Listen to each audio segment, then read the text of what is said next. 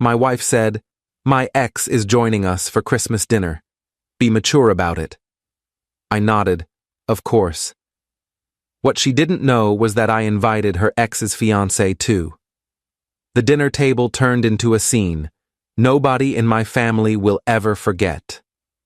I'm Derek, 29, and I've been married to my wife Vanessa for 3 years. This Christmas was supposed to be like every other, my parents hosting, my sister and her kids running around, good food, the usual family chaos. Until 2 weeks before the holiday, when Vanessa dropped a bomb that changed everything. We were in the kitchen on a Tuesday night. I was making pasta, she was scrolling through her phone, and out of nowhere she said, "So I invited Marcus to Christmas dinner at your parents' place." I stopped stirring. Marcus? Your ex? Marcus? Yeah, she said casually, not even looking up. He's going through a rough time and doesn't have family in the area. I thought it would be nice. Let me give you context. Marcus is Vanessa's ex-boyfriend from college. They dated for 3 years, broke up about 6 months before she and I met.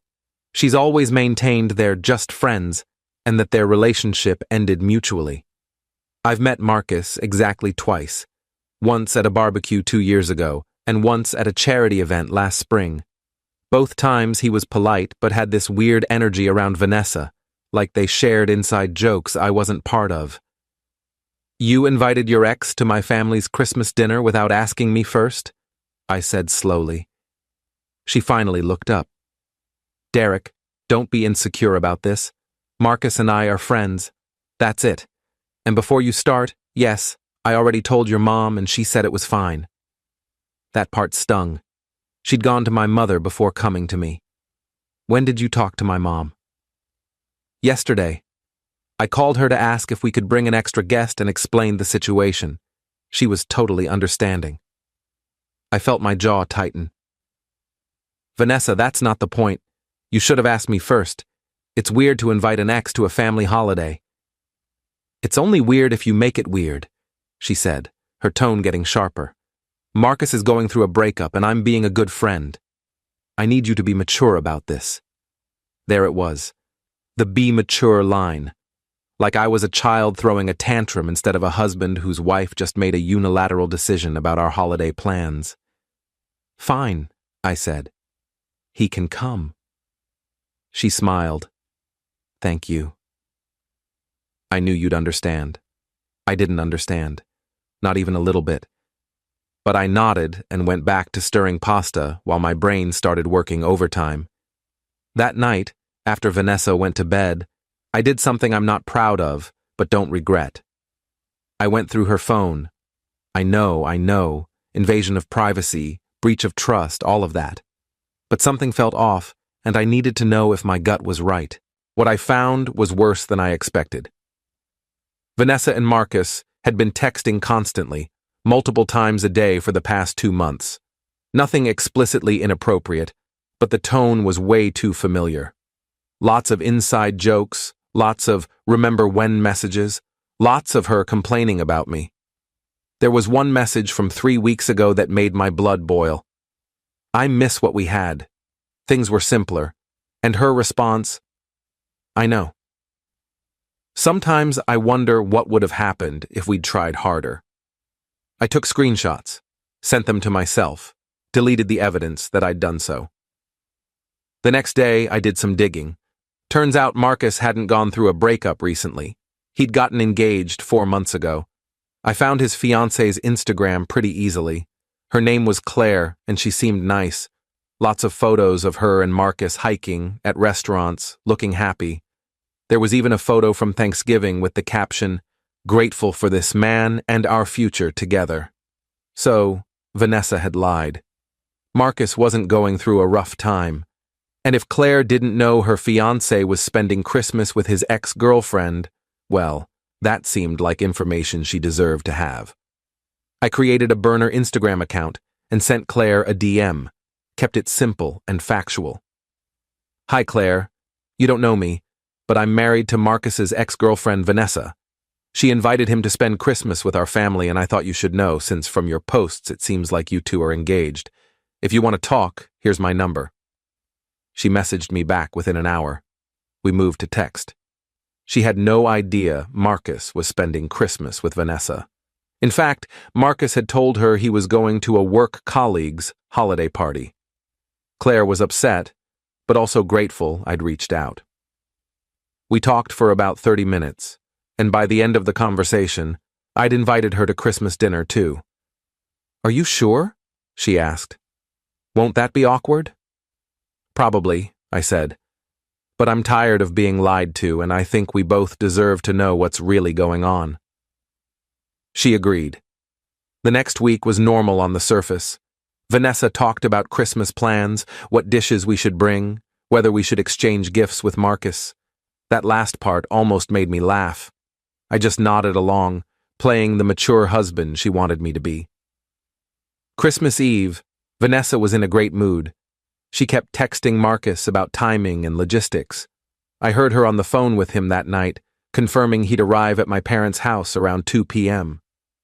She was practically giddy. Christmas morning, we opened presents at home before heading to my parents' place. Vanessa got me a watch I'd mentioned months ago. I got her a necklace. We smiled and kissed and pretended everything was fine. We arrived at my parents' house around 1 p.m. My mom had gone all out, full turkey spread, 3 types of potatoes, green beans, rolls, pies. My dad was watching football. My sister Lauren was wrangling her 2 kids. It felt normal and warm, and I almost felt guilty for what I was about to do. Almost. Marcus showed up at 2:15 p.m. He brought wine and a charm that made my mom love him immediately. Vanessa lit up when he walked in, gave him a long hug that lasted about 3 seconds too long. I shook his hand firmly, smiled, and said, "Good to see you, man." "Thanks for having me," he said. "I really appreciate it." We all settled into the living room. Marcus fit right in, laughing at my dad's jokes, asking my sister about her kids. Vanessa kept finding excuses to sit next to him, to touch his arm when she laughed. I watched it all with a calm I didn't actually feel. At 2:45 p.m. the doorbell rang. "I'll get it," I said, standing up quickly. I opened the door to find Claire standing there in a red sweater, holding a bottle of wine, looking nervous but determined. "You must be Derek," she said. "Claire," I said warmly. "Thanks for coming. Come on in." I led her into the living room. The reaction was instantaneous. Vanessa's face went white. Marcus literally stood up so fast he knocked over his beer. "Claire?" Marcus said, his voice cracking. "What are you doing here?" "I was invited," Claire said calmly, looking at me. "Derek was kind enough to include me when he heard you'd be spending Christmas with your ex-girlfriend." The room went completely silent. My mom looked confused. My dad muted the TV. Lauren's eyes went wide. "Derek," Vanessa said slowly, standing up. "What is this?" "This is Claire," I said pleasantly. "Marcus's fiancée. Marcus, I don't think you mentioned to Claire that you were spending Christmas with Vanessa. And Vanessa, I don't think you mentioned to me that Marcus is engaged. So I thought we should all spend the holiday together. You know, be mature about it." I used her words, her exact words. Marcus looked like he wanted to disappear into the floor. "Claire, I can explain." "Explain what?" Claire said, her voice shaking now. "Explain why you told me you were going to a work party? Explain why you're spending Christmas with your ex-girlfriend and her family without mentioning it to me? Explain why Derek had to be the one to tell me what you were doing?" "It's not like that," Marcus started. "Then what is it like?" she shot back. Vanessa turned to me, her face red now. "Derek, this is insane. You invited his fiancée to embarrass me?" "I invited her because she deserved to know where her fiancé was," I said calmly. "Just like I deserve to know that you've been texting your ex constantly and telling him you miss what you had." Her face went from red to pale. "You went through my phone?" "I did," I admitted. "And I found a lot of interesting conversations. Want me to share them with everyone?" My mom finally spoke up. "What on earth is happening right now? Lauren was recording on her phone. I didn't stop her. Marcus tried to approach Claire. Baby, please, let me explain. Vanessa and I are just friends. She was going through some stuff and needed support. I wasn't going through anything, Vanessa snapped at him. What are you talking about? And just like that, their stories fell apart. Marcus claimed Vanessa needed emotional support. Vanessa claimed Marcus was the one going through a hard time. Neither story matched what they'd told other people. They were both lying, and they'd been caught. Claire looked at Marcus with disgust. We're done. Completely done. Don't come home tonight. Don't call me. I'll have my brother pack up your stuff. She turned to me. Thank you for telling me. I'm sorry I came to your family's Christmas, but I'm glad I know the truth. You're welcome to stay for dinner if you want, my mom said quietly, and I loved her for that. Claire shook her head. I think I need to go. But thank you. She left. Marcus stood there frozen for a moment, then grabbed his coat and followed her out without another word. The door closed. Vanessa stared at me with a mixture of fury and humiliation. I want a divorce, I said before she could speak. I've already contacted a lawyer. You can stay at your sister's place until we figure out living arrangements. Derek, she started. No, I interrupted. You brought your ex to my family's Christmas. You lied to me about why. You've been emotionally cheating on me for months. You made me feel crazy for being uncomfortable. So no, we're done. She looked around the room, at my parents, at Lauren, at the dinner table set for a holiday that was now completely ruined, and I watched her realize she had no allies here. She grabbed her purse and left without another word. Update 1. Christmas dinner was awkward, but we got through it. My mom kept apologizing for not asking more questions when Vanessa called about bringing Marcus. My dad said I'd handled it well. Lauren told me the video had already been shared with our extended family group chat, and everyone was on my side. I stayed at my parents' house that night. Vanessa texted me 17 times, ranging from angry to apologetic to pleading. I responded to one, talk to my lawyer.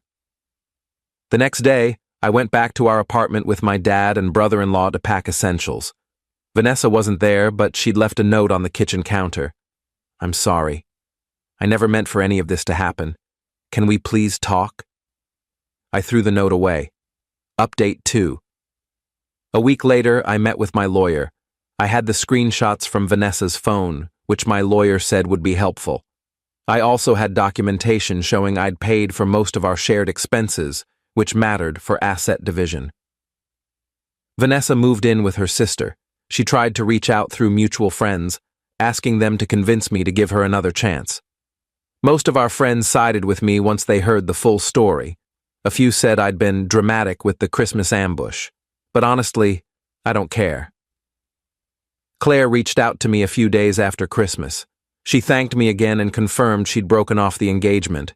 She said Marcus had tried to claim nothing physical happened between him and Vanessa, but the emotional affair was enough for her. She'd dodged a bullet, and so had I. Marcus apparently lost it after the breakup.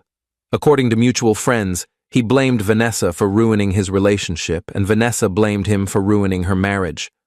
They're both right. Final update. It's been 2 months since Christmas. The divorce is moving forward smoothly because Vanessa doesn't want to fight it. I think she's embarrassed and just wants it over with. We're selling the apartment and splitting assets 60-40 in my favor since I paid for most of it. I've been staying with my parents while I look for a new place. It's been good. Lots of family dinners, game nights with my sister, quiet time to process everything. Vanessa sent me a long email last week. She apologized for everything, said she'd been confused and made terrible choices, that she never physically cheated but understood why I felt betrayed. She asked if someday we could be friends. I didn't respond. Maybe someday I'll feel differently, but right now, I just want her out of my life. Claire and I got coffee last week. Not romantic, just two people who went through similar things comparing notes. She's doing well, starting therapy, focusing on herself. She thanked me again for reaching out and said if I'd stayed quiet, she might have married someone who would have kept choosing his ex over her. As for me, I'm doing okay. Some days are harder than others. I miss being married, but I don't miss being married to someone who didn't respect me. My family keeps joking that I won Christmas, and honestly, they're not wrong. That dinner table scene will be talked about for years. My mom already said next Christmas I get to approve all guests. Edit 1. People keep asking if I feel bad about ambushing them on Christmas. Honestly, number. They chose to lie and sneak around. I just chose the timing of when the truth came out. If they didn't want to be embarrassed in front of family, they shouldn't have done embarrassing things. Edit 2. Lauren's video didn't go viral or anything, but it's definitely been shared around our extended family and friend groups. Vanessa's mortified. Marcus apparently deleted all his social media. Claire is living her best life from what I can see on Instagram. Edit 3. Someone asked what my dad said when it all went down. After Vanessa left, he came over, put his hand on my shoulder, and said, "Son, that was the most interesting Christmas we've ever had." Well done. Coming from my dad, that's basically a standing ovation.